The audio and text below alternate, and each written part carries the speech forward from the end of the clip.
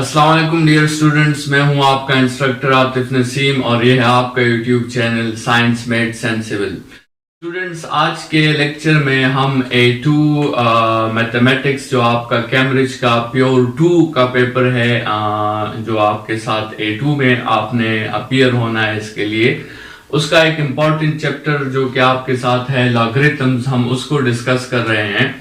तो लॉगरिथम्स जो है वो मैथमेटिक्स का एक बहुत इम्पॉर्टेंट ब्रांच है आपके साथ, और ये काफी प्रैक्टिकल लाइफ में जो है बहुत जरूरी है ये ब्रांच, और इसके बहुत से फायदे हैं। तो सबसे पहले तो हम स्टूडेंट्स लॉगरिथम्स को या जनरली लॉग्स को डिफाइन कर लेते हैं कि लॉग्स है क्या चीज। स्टूडेंट्स, आप लॉग को बिल्कुल जो है प्लस माइनस मल्टीप्लाई या डिवाइड की तरह मैथ्स का एक ऑपरेटर समझें जो नंबर्स पर ऑपरेट होता है और आपको एक आउटपुट देता है। स्टूडेंट्स, कुछ ऑपरेटर्स मैथ्स के इस तरह हैं जिन्हें हम बाइनरी ऑपरेटर्स कहते हैं, और कुछ ऑपरेटर्स हमारे साथ इस तरह है जिसको हम यूनरी ऑपरेटर्स कहते हैं। बाइनरी ऑपरेटर्स वो ऑपरेटर्स होते हैं जो दो इनपुट्स या दो से ज्यादा इनपुट्स पर अप्लाई हो।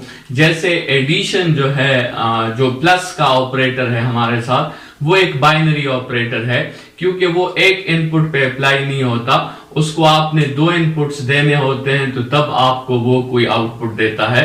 इसी तरह सब्ट्रैक्शन, मल्टीप्लिकेशन और डिवीजन, ये जो ऑपरेटर्स हैं ये बाइनरी ऑपरेटर्स हैं। लेकिन स्टूडेंट्स, आपके साथ लॉग हो गया या ट्रिग्नोमेट्रिक आइडेंटिटीज हो गई आपके साथ, इस तरह sine theta, cos theta, tangent theta, ठीक है, या इसके अलावा मॉडुलस का ऑपरेटर हो गया। ये ऐसे ऑपरेटर्स हैं स्टूडेंट्स जो यूनरी ऑपरेटर्स हैं, जो सिर्फ एक ही इनपुट पर अप्लाई होते हैं और एक ही इनपुट पर वो आपको अपना आउटपुट दे देते हैं। तो लॉग आपके साथ मैथमेटिक्स में एक यूनरी ऑपरेटर है, ठीक है। ये एक इनपुट पे काम करता है और ये आपको जो है कोई आउटपुट प्रोवाइड कर लेता है। तो स्टूडेंट्स, क्वेश्चन ये है कि जनरली आपके साथ लॉग जो है वो करता क्या है, लॉग किसी इनपुट के साथ क्या करता है। तो स्टूडेंट्स, सबसे पहले आप लॉग्स की डिफिनीशन को समझ ले। It gives us the power of the input in terms of its base, ठीक है। लॉग क्या काम करता है, लॉग हमें जो हम उसको इनपुट प्रोवाइड करते हैं वो हमें उस इनपुट का पावर जो है वो आंसर में देता है।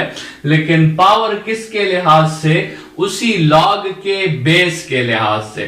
स्टूडेंट्स, ये डिफिनीशन आपको जो है थोड़ी देर में क्लियर हो जाएगी, लेकिन इस डिफिनीशन से हमें जो पता चला वो ये पता चला कि हर लॉग का अपना एक बेस होता है। जिस तरह ये डिफिनीशन में आप देख रहे हैं, in terms of its base, मतलब in terms of the logs base.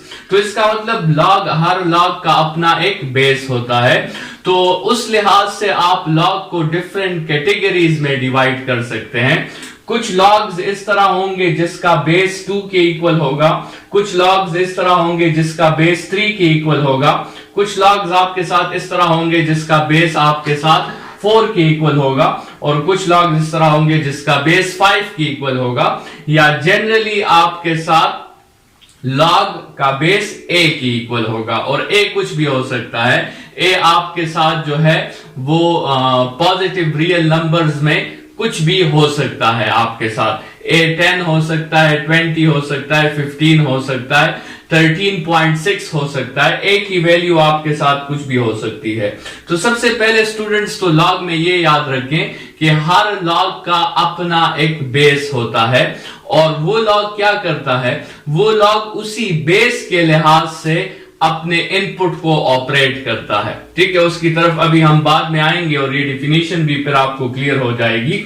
लेकिन उससे पहले स्टूडेंट्स, दो किस्म के लॉग्स हैं जो हमारे कोर्स में बहुत इंपॉर्टेंट है।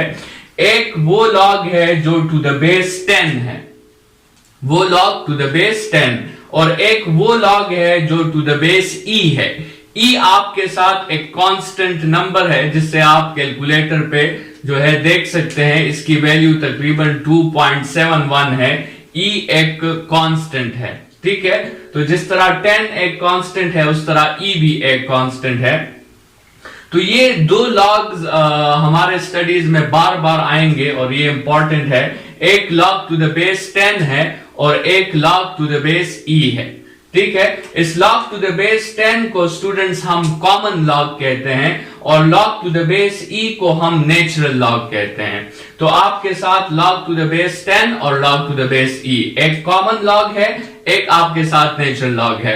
स्टूडेंट्स, इस नेचुरल लॉग को, log to the base e को अगर आप कैलकुलेटर में देखें तो कैलकुलेटर के लिए उसका सिंबल जो है वो ln लिखा होता है। ठीक है, तो याद रखें कि log to the base e का जो सिंबल है वो हमारे साथ ln है। ln के साथ टू द बेस e लगाने की जरूरत नहीं है क्योंकि ln का हमें पहले से पता है कि वो टू द बेस e ही होता है। तो जहां पर log to the base e लिखा गया हो वहां पे आप जो है वो ln का सिंबल लगा सकते हैं, ये इसका शॉर्टकट है। स्टूडेंट्स, कैलकुलेटर में आपको ये log टू द बेस 10 जो है सिर्फ log नजर आएगा, टू द बेस 10 आपको नजर नहीं आएगा।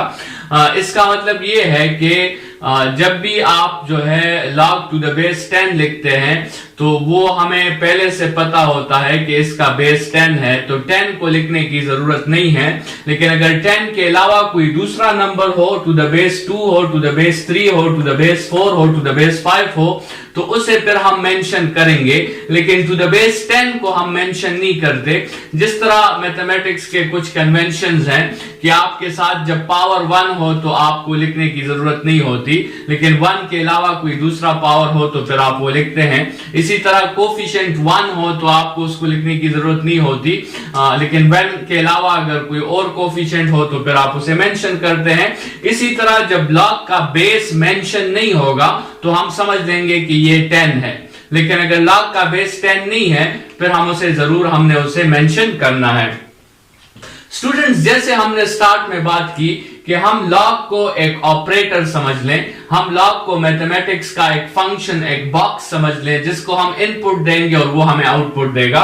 तो ये उसका वो ब्लॉक डायग्राम है, आप इसमें देख सकते हैं। ये log to the base a है और a की वैल्यू कुछ भी हो सकती है। हम इसे इनपुट प्रोवाइड करेंगे और ये लॉग का ऑपरेटर हमें एक आउटपुट देगा। तो जब हम इस ब्लॉक डायग्राम को न्यूमेरिकली या सिंबॉलिकली लिखेंगे तो स्टूडेंट्स हम इसको सिंबॉलिकली इस तरह लिखेंगे कि y is the output when log to the base a has operated on x। ठीक है, ये उसकी सिंबॉलिक या जो आपके साथ न्यूमेरिकल रिप्रेजेंटेशन है। ठीक है, तो ये आपके साथ लॉग का फंक्शन है।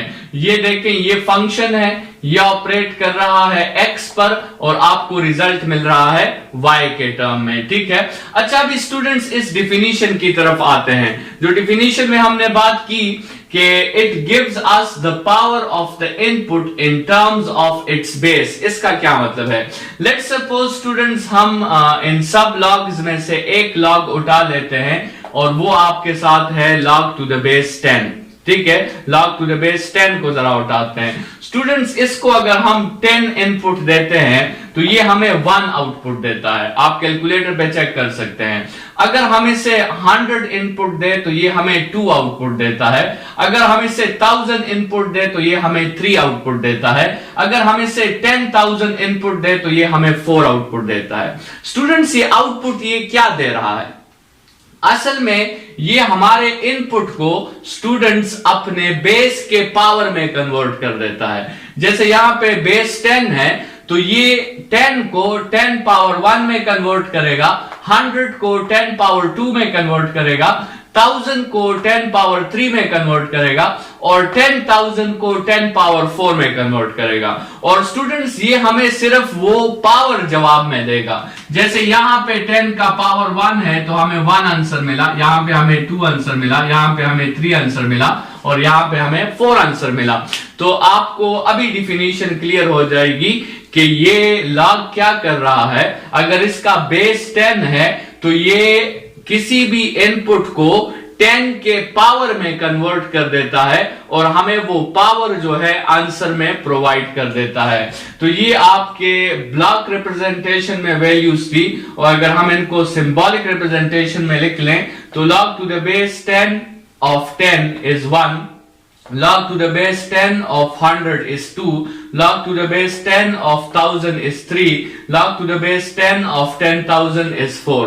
स्टूडेंट्स यहां पे अगर आपसे मैं क्वेश्चन करूं कि log to the base 10 1 किसके इक्वल होगा, ठीक है, तो आप प्रोसेस तो समझ गए। अगर हमने इसको 1 इनपुट देना है, यहां पे अगर हम इसे 1 इनपुट देंगे तो ये लॉग क्या करेगा, ये इस 1 को 10 के पावर में कन्वर्ट कर देगा, तो ये 1 को कन्वर्ट कर देगा 10 पावर 0 में, और आपको आंसर क्या मिल जाएगा, आपको आंसर 0 मिल जाएगा। तो students log to the base 10 1 जो है उसकी वैल्यू आपके साथ 0 के इक्वल है। जैसे हमने कहा स्टूडेंट्स के जब log का बेस 10 हो तो उसको लिखने की जरूरत नहीं पड़ती, तो यहां तो मैंने सब में मेंशन किया है, लेकिन इसको लिखने की जरूरत आपके साथ नहीं है। आप सिंपली log 10, log 100, log 1000 और log 10,000 भी कर सकते हैं, क्योंकि हमें पता है कि जब कुछ ना लिखा हो तो वहां पे उसका बेस 10 ही होता है। स्टूडेंट्स एक दूसरे लॉग की तरफ आते हैं, दोबारा इसी डिफिनीशन के डोमेन में हम एक दूसरा एग्जांपल देखते हैं, और वो है log टू द बेस 2। तो स्टूडेंट्स ये जो log होगा ये भी हमें पावर ही आंसर में देगा, लेकिन ये log हमें 10 का पावर आंसर में नहीं देगा, ये log हमें 2 का पावर आंसर में देगा, क्योंकि इसकी वैल्यू जो है, इसका बेस जो है वो 2 के इक्वल है। मतलब इसको जो भी इनपुट मिलेगा ये उसको 2 के पावर में कन्वर्ट करके हमें वो पावर जवाब में दे देगा। तो लेट्स सपोज अगर हम इसे 2 इनपुट देंगे तो ये हमें 1 आंसर देगा, अगर हम इसे 4 इनपुट देंगे तो ये 4 को 2 स्क्वायर में कन्वर्ट करके हमें ये पावर 2 आंसर में दे देगा। अगर हम इसे इनपुट में 16 देंगे तो ये 16 ये log इस 16 को 2 पावर 4 में कन्वर्ट कर देगा और हमें 4 आंसर दे देगा। तो students log to the base 2 of 2 is 1, log to the base 2 of 4 is 2, log to the base 2 of 16 is 4। तो यहां से आपको इन दो एग्जांपल से बात क्लियर हो जानी चाहिए कि इस डिफिनीशन का हमारे साथ क्या मतलब है कि log gives us the power of the input in terms of its base। ये जो डिफिनीशन है ये हम यूज करेंगे, फिर आप देख रहे हैं कि ये log एक इंटरनल ऑपरेशन कर रहा है, ये log भी आपके साथ एक इंटरनल ऑपरेशन कर रहा है। तो ये तो log का जनरल लॉगरिथमिक फॉर्म है, लेकिन फिर इस log का अपना एक इंटरनल ऑपरेशन भी है कि ये log असल में इनपुट के साथ कर क्या रहा है। उस इंटरनल ऑपरेशन फॉर्म को फिर हम एक्सपोनेंशियल फॉर्म कहते हैं। तो log को लिखने के दो स्टेटमेंट्स है, एक को हम लॉगरिथमिक फॉर्म कहते हैं, एक को हम एक्सपोनेंशियल फॉर्म कहते हैं। तो वो भी हम फिर नेक्स्ट लेक्चर में एक्सप्लेन करेंगे। फिलहाल इन दो एग्जांपल से आपको ये डिफिनीशन जो है ये क्लियर हो जानी चाहिए कि इस डिफिनीशन का क्या मतलब है और log का जो बेसिक मकसद है वो क्या है। log जो है वो किसी बी नंबर को अपने बेस के पावर में कन्वर्ट करके वो पावर आपको आंसर में प्रोवाइड कर देती है। स्टूडेंट्स जैसा कि आपको पता है कि आपका जो साइंटिफिक कैलकुलेटर है उस पे आपको 2 लॉग्स गिवन है।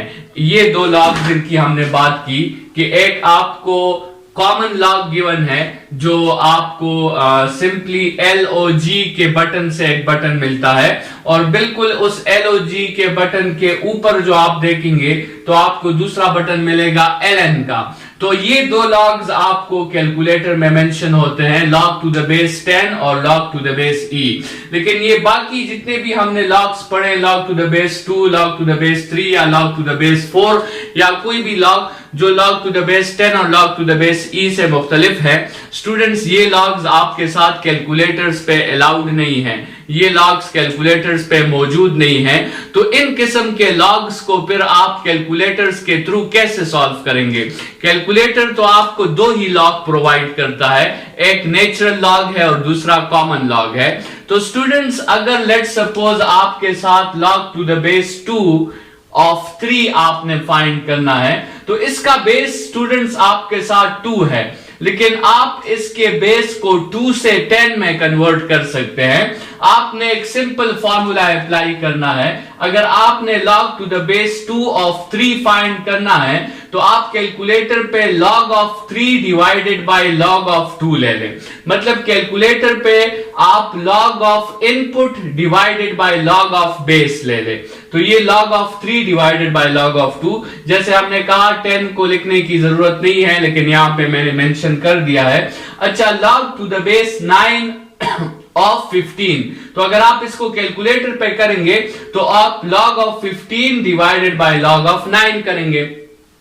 जनरली अगर हम बात करें log to the base a of b, अगर आप इसका आंसर फाइंड करना चाहते हैं कैलकुलेटर पे तो आप करेंगे log of b divided by log of a। मतलब अगर आप इसको जनरली समझें तो आपने कैलकुलेटर के थ्रू जो है वो आप अपना मसला हल कर सकते हैं। किस लॉग के हेल्प से? कॉमन लॉग के हेल्प से। आप हर क्वेश्चन को कॉमन लॉग के हेल्प से सॉल्व कर सकते हैं। अभी ये जो लॉग है ये कॉमन लॉग नहीं है क्योंकि इसका बेस 10 के इक्वल नहीं है, लेकिन आप इसको कॉमन लॉग्स के जरिए सॉल्व कर सकते हैं। आपको क्या करना होगा? आपको कॉमन लॉग लेना होगा इनपुट का divided by common log of the base. ठीक है, तो any base log can be converted to common log by this formula. ठीक है, और जनरल फार्मूला क्या है कि log to the base a of the input b is equal to common log of the input b divided by common log of the base a। ठीक है, तो ये आपके साथ जो है जनरल फार्मूला है। इसी तरह अगर आपके साथ ln 50 है तो ln 50 का मतलब ये है कि this is actually equal to log to the base e of 50। तो आप इसको भी कर सकते हैं log of 50 divided by log of e sorry, और ये दोनों लॉग्स जो हैं ये आपके साथ कॉमन लॉग्स हैं, ये दोनों लॉग्स टू द बेस 10 हैं। ठीक है स्टूडेंट्स, ये हमने जो है कैलकुलेटर पर सॉल्यूशन का तरीका देखा कि कैसे आप हर किस्म के बेस के लॉग को सॉल्व कर सकते हैं।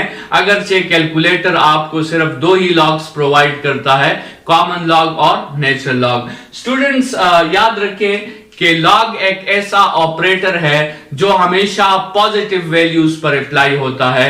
लॉग आपके साथ नेगेटिव वैल्यूज पर अप्लाई नहीं होता। अगर आप कैलकुलेटर पे लॉग में कोई नेगेटिव नंबर इनपुट में दे दें तो वो आपको मैथ एरर देगा। ठीक है, इसका मतलब लॉग जो है वो हमेशा पॉजिटिव वैल्यूज पर हम अप्लाई करते हैं।